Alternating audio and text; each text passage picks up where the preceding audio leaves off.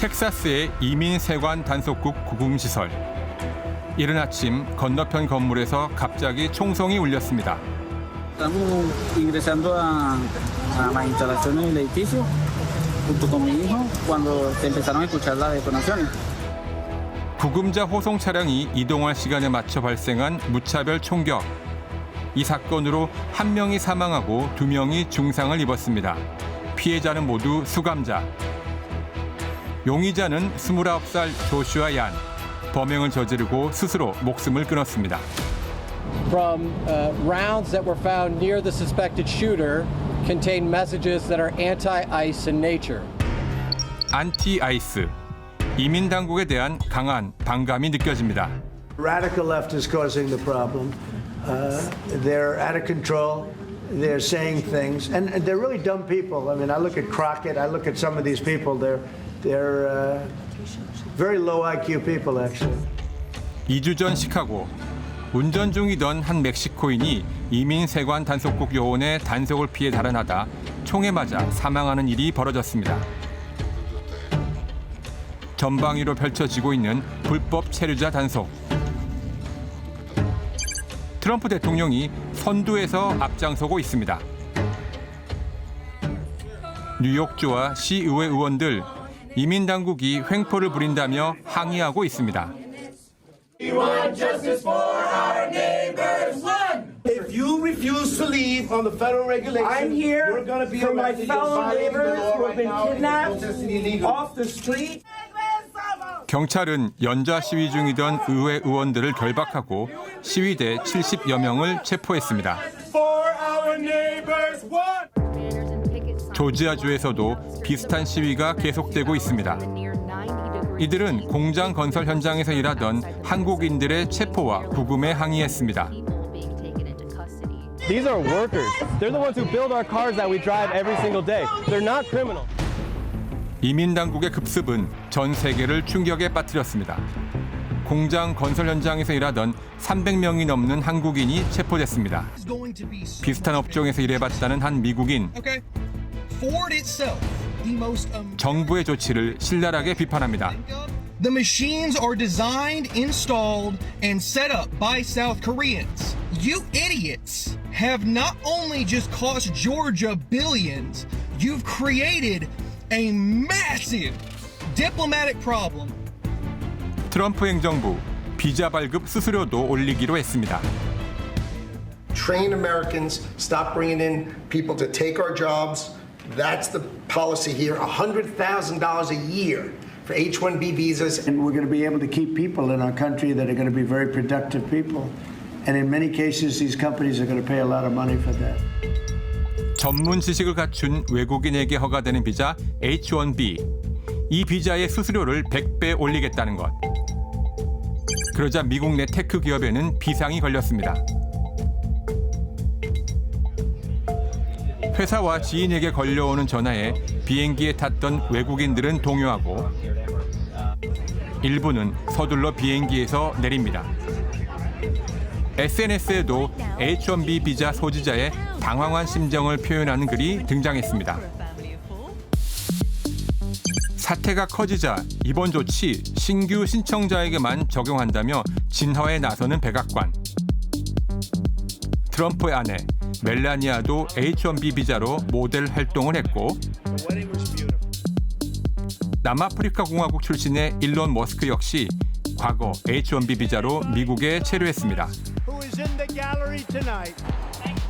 구글 CEO 순다르 피차이를 비롯 특히 인도 출신이 이 비자의 혜택을 많이 받습니다. 인도에선 이번 조치가 자국 출신 인재들의 미국 유출을 막을 거라는 기대도 있습니다. इसमें मेरे को लगता है हमें कोई लॉस नहीं है हमें लगता है ये अमेरिका का सबसे बड़ा ड्रॉबैक वाला डिसीजन है 심지어 일부 전문가들은 미중 인재 전쟁의 승부를 가르는 중요한 계기가 될 거라고 주장합니다. Over a number of years, I think you are going to see a negative impact in the U.S. and a net positive for China. 비자 수수료를 100배나 올렸다니 이건 해도 너무한 것 같습니다. 김재천 교수님, 이건 그냥 이제는 미국에 오지 말라라는 메시지 아닐까요? 뭐 그런 것 같죠. 이건 뭐 사람에게도 관세를 매기는 수준이 아닌가 뭐 그렇게 싶은데요. 그러면서 또 다른 비자도 내놨습니다. 이 골드카드 비자 프로그램인데요. 네. 그러니까 이제 $100만, 우리 돈으로 14억 이상을 내면은 신속하게 거주와 취업이 가능한 영주 비자를 발급해 주겠다는 것인데요. 그러니까 이제 앞으로 비자를 내줄 땐 이 미국 재정에 기여하는 이 고액의 자산가나 스폰서는 환영한다. 하지만 일반 외국인 전문 인력은 크게 제한하겠다. 뭐 이제 이런 의미로 읽힙니다. 네네, 뭐 이와 같은 비자 장사가 얼마나 성공을 거둘지도 참 궁금하고요. 저는 아까 영상 속에서 인상적이었던 부분이 비자를 발급받은 국가의 비율이었거든요. 오건영 팀장님, 인도가 압도적으로 많았습니다. 네, 그렇습니다. 이게 보시면 차트에서 보시는 것처럼 70% 이상이 인도고요. 네. 그 다음으로 이제 중국이 많죠. 그 외에 캐나다는 한국이 약 1% 정도 차지합니다. 네. 이 인도는 이 공대가 워낙 유명하기도 하고요. 그러다 보니까요, 이 트럼프가 비자 수수료 인상을 발표하자마자 뉴욕 증시에 이제 상장된 인도 IT 기업들 있잖아요.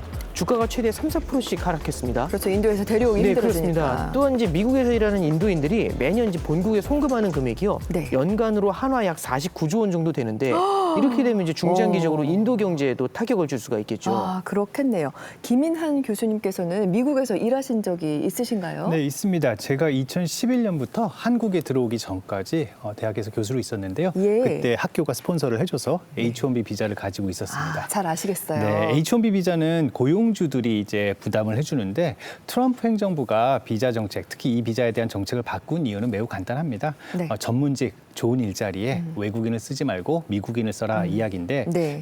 이게 현실적으로 가능할까? 저는 현장에서부터 문제가 생길 거라고 생각합니다. 아하. 테크 기업들의 경우에는 기술 분야에 석박사급 고급 인력이 필요한데 대학에서는 스템을 전공하는 미국 학생들이 많습니다. 네. 하지만 석박사로 가면은 대부분의 대학들에서는 외국인 학생 비율이 굉장히 많아지거든요. 한마디로 미국인 고급 인력, 특히 IT 인력을 찾기가 쉽지 네, 않을 네. 겁니다. 미국 학생 자체가 부족하면 빈자리를 미국 인력으로 채우기 힘들어 보이거든요. 네, 이게 이제 트럼프 행정부가 내세우는 정책을 보면은 네. 한쪽에서는 반이민 정책이 있고 다른 한쪽에서는 제조 확대 정책이 있는데 이 두 가지가 충돌할 수밖에 없는 게 미국의 산업 구조는 아직까지 이민자가 필요한 게 현실이기 때문입니다. 네, 네. 이게 좀 더 나아가면은요, 미국의 기술 패권에도 영향을 줄 수가 있는데요. 한번 보시죠. 네. 전문직 비자 수수료 인상으로 직격탄을 맞는 건 스타트업, 그러니까 결국엔 중소기업입니다. 아하. 엔비디아라든지 넷플릭스 같은 대기업들은요, 오히려 이 비자 정책을 지지하는 게 왜요? 돈이야 내면 된다 이제 이런 생각인 거거든요. 얼마든지 낼 수 네, 있으니까. 그렇습니다. 반면에 중소기업 중심이 되고 있는 스타트업계에서는